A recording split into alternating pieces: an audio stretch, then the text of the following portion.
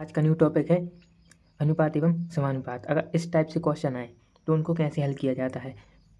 तो दोस्तों आप इस फॉर्मेट में पहले लिख लें, ए अनुपात बी अनुपात सी का फॉर्मेट आपने जमा दिया कि निकालना है।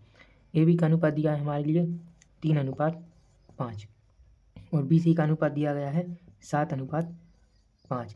ये आपने लिख लिया। अब दोस्तों आप इन दोनों को बराबर कर दें कि कौन सी संख्या कॉमन आएगी। अगर आप इसमें 7 का गुणा करें तो 7×5 और इसमें 5 का गुणा कर दें तो 7×35। अब जो 7 का गुणा सभी में होगा तो 7×3=21 अनुपात 7×35। अब 7×35 तो इसमें भी आएगा तो एक लिखा रहने दो। अब 5 का गुणा जब इसमें करेंगे तो 5×25, जो कि दोस्तों आंसर हो जाएगा। इस फॉर्मेट में आ चुका है ए बी अनुपात सी। क्वेश्चन है हमारा, यदि x बराबर 1/3 y बराबर 1/2 z है तो x अनुपात y अनुपात z अनुपात ज्ञात करना है। तो दोस्तों अगर आपसे इस तरीके के सवाल पूछे उनको कैसे हल किया जाता है। अगर आप x बराबर 1/3 y, तो y को जब आप इस साइड लाएंगे तो x/y हो जाएगा, यानी 1/3 और अनुपात बन जाएगा। बटे में आ जाती संख्या तो अनुपात बन जाता है, यानी 1:3 का फॉर्मेट ये इसने बना लिया। उसी प्रकार दोस्तों y बनाएगा तो दोस्तों ये वाली संख्या बना लेगी। तो यानी दोस्तों जब z नीचे आएगा, यहाँ पे बता रहे हैं, तो y/z बराबर 1/2 हो जाएगा, यानी y अनुपात z बराबर हो जाएगा 1:2। ये हमने निकाल लिया। अब दोस्तों हमको ज्ञात करना था x अनुपात y अनुपात z बराबर ज्ञात करना था। x की वैल्यू है हमारे पास 1:3 और y z की वैल्यू है 1:2। अब दोस्तों इन दोनों को पहले समान करेंगे तो यहाँ पे हो जाएगा 1 का गुणा, यहाँ पे कर देंगे 3 का गुणा। तो दोस्तों पहले 1 का गुणा करेंगे तो 1 अनुपात, फिर 3 का 1 में होगा तो 3, यहाँ पे भी 3 आ जाएगा और फिर 3 का गुणा 2 में होगा तो 3 दूनी 6, यानी 1:3:6 आ जाएगा, जो कि इस सवाल का राइट आंसर होगा। तो दोस्तों आप इस सवाल को इस तरीके से सॉल्व कर सकते हैं। एक होता है मध्य अनुपात। दोस्तों इसमें एक्चुअल में होता है ए अनुपात बी समानुपात बी अनुपात सी, यानी दोस्तों मध्य की वैल्यू निकालने के लिए दो वैल्यू समान दी रहती हैं।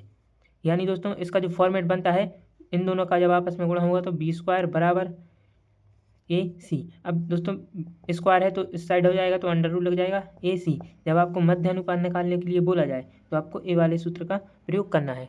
आइए क्वेश्चन के माध्यम से हम आपको समझाते हैं। क्वेश्चन है कि 8 एवं 18 का मध्य अनुपात ज्ञात कीजिए। तो दोस्तों इसमें मध्य अनुपात बोल दिया गया है, आपको सूत्र लगाना है b बराबर √AC। अब दोस्तों आपके लिए दिया गया है a बराबर 8 दिया गया है और c बराबर आपको 18 दिया गया है, यानी b बराबर निकालना है। अब तो दोस्तों इसका फॉर्मेट बनेगा जो 8 अनुपात b समानुपात b अनुपात 18। मैंने बताया था इन दोनों का गुणा इन दोनों का गुणा। तो अब आप मैंने इस सूत्र को लगा देंगे क्योंकि फॉर्मेट जमाना हमने बताया है आपके लिए। तो दोस्तों जब आप इस वाले सूत्र में इनको मान रखेंगे तो √8 गुणित गए 18, जब आप गुणा करेंगे तो √144 आएगा। और आपको पता है कि 12 का वर्गमूल होता है दोस्तों 144, यानी b बराबर 12 आ जाएगा और इस सवाल का राइट आंसर हो जाएगा। दोस्तों अगर मध्य अनुपात ज्ञात करने के लिए बोला जाए तो इस तरीके से आप क्वेश्चन को सॉल्व कर सकते हैं। अगर आप इस फॉर्मेट को लिखें तो भी चलेगा और ना भी लिखें तो भी चलेगा, आपको ये वाला सूत्र याद होना चाहिए मध्य अनुपात निकालने के लिए। क्वेश्चन है दोस्तों एक और टाइप का कि 0.12 और 0.21 एवं 8 का चतुर्थ अनुपात ज्ञात करें। यानी दोस्तों 3 वैल्यू दी गई हैं, चौथा अनुपात हमको ज्ञात करना है। दोस्तों दिया गया है 0.12 अनुपात, 0.21 अनुपात, फिर समानुपात लगा देना है आपको। फिर दिया गया है जो वैल्यू है 8 अनुपात, चौथा अनुपात ज्ञात करना है तो हम मान लेते हैं x।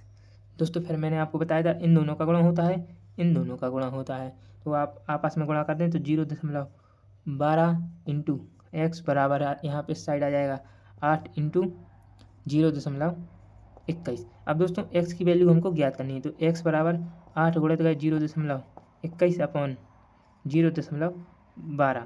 जब आप इसको सॉल्व करेंगे तो दोस्तों ये दशमलव से यहाँ से दशमलव कट जाएंगे, क्योंकि ऊपर आ जाएगा 100 नीचे आ जाएगा 100, इस कारण से आपस में दोनों कट जाएंगे। तो दोस्तों इसको सॉल्व करेंगे तो 4 से काटेंगे तो 2 बार कट जाएगा, इसको 4 से काटेंगे तो 3 बार कट जाएगा, 4 3 12 और 3 से काट देंगे 30 7 21, यानी दोस्तों x बराबर आ जाएगा, जब का गुणा 2 में कर देंगे तो 7 दूनी 14, यानी x की वैल्यू आ गई हमारे पास 14, जो कि इस सवाल का राइट आंसर होगा। तो दोस्तों इस तरीके के सवाल को ऐसे सॉल्व करते हैं। दोस्तों अभी हमने पढ़ा रेशियो एंड प्रोपोर्शन का इस वीडियो में पूरा बेसिक कॉन्सेप्ट। इसका जो नेक्स्ट पार्ट आएगा उसमें दोस्तों ऑल एसएससी एग्ज़ाम और railway exam and others exam से रिलेटेड जितने भी क्वेश्चन आते हैं, कितने टाइप के होते हैं, सभी टाइप के क्वेश्चन के बारे में पढ़ेंगे और सॉल्व करना सीखेंगे कि उन क्वेश्चनों को कैसे सॉल्व किया जाता है।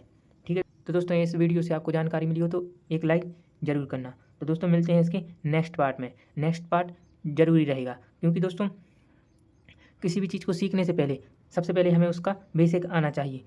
उसी पर्पज़ से इस वीडियो को मैंने बनाया था। अब दोस्तों इसका नेक्स्ट पार्ट आप ज़रूर देखें। थैंक यू दोस्तों।